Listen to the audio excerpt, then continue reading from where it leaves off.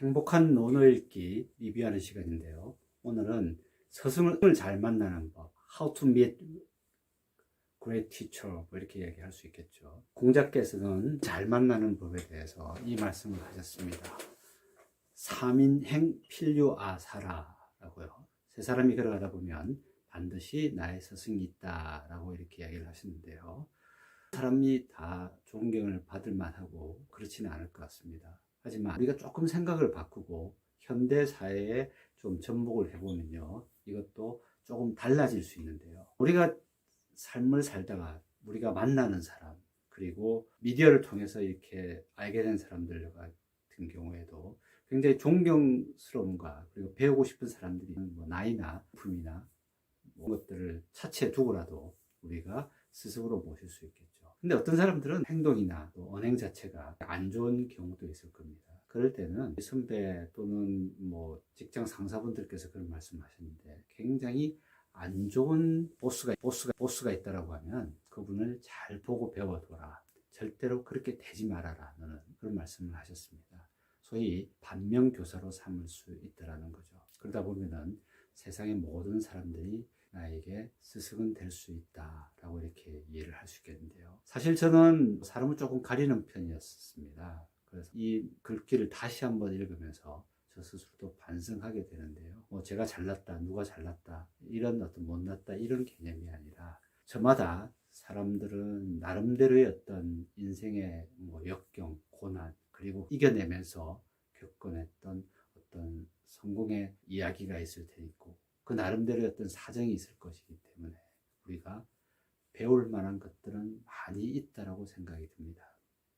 그래서 저는 오늘부터 어떤 사람을 평가하기보다는 그들을 통해서 내가 무엇을 배울 수 있을 것인지에 대해서 좀 더 고민하고 받아들이도록 하겠습니다.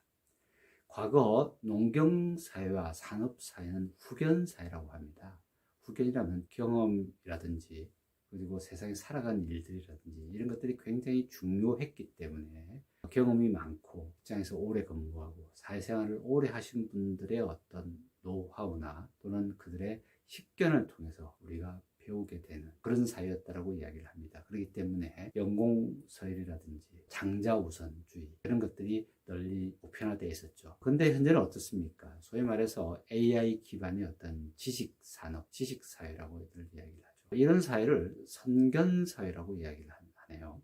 선견사회라는 건 뭐냐면 사실은 세상에 너무나 많은 이론과 지식과 지혜들이 널려 있을 겁니다. 우리 개개인이 모르는. 그리고 그런 것들이 굉장히 급속하게 발전해 나가고 있죠. 그러다 보니까 선견사회란 뭐냐면 먼저 볼 줄 아는 능력을 가진 사람들이 좀 더 각광을 받을 것이고 우대받을 것이고 그리고 오히려 성공의 가능성이 높다라고 볼 수 있을 것입니다. 그래서 이런 어떤 선견, 먼저 볼 줄 아는 어떤 지혜를 가진 사람들에 대해서도 우리가 반드시 그분들에게 우리의 스승으로서 모실 수 있는, 그리고 또 내가 또 그렇게 된다면 더할 나위 없이 좋을 것 같습니다. 자, 삼인행 필유아사라고 공자께서는 말씀하셨습니다. 셋이 걸어가다 보면 그 중에 한 명은 분명히 나의 스승이 있다. 여러분들도 여러분들의 스승을 찾아보시는 것도 굉장히 중요할 것 같고요. 또 한 걸음 더 나아가서 여러분들이 다른 사람에게 영향을 줄 수 있는 그런 스승의 자리에 올라갈 수 있는 것도 좋을 것 같습니다.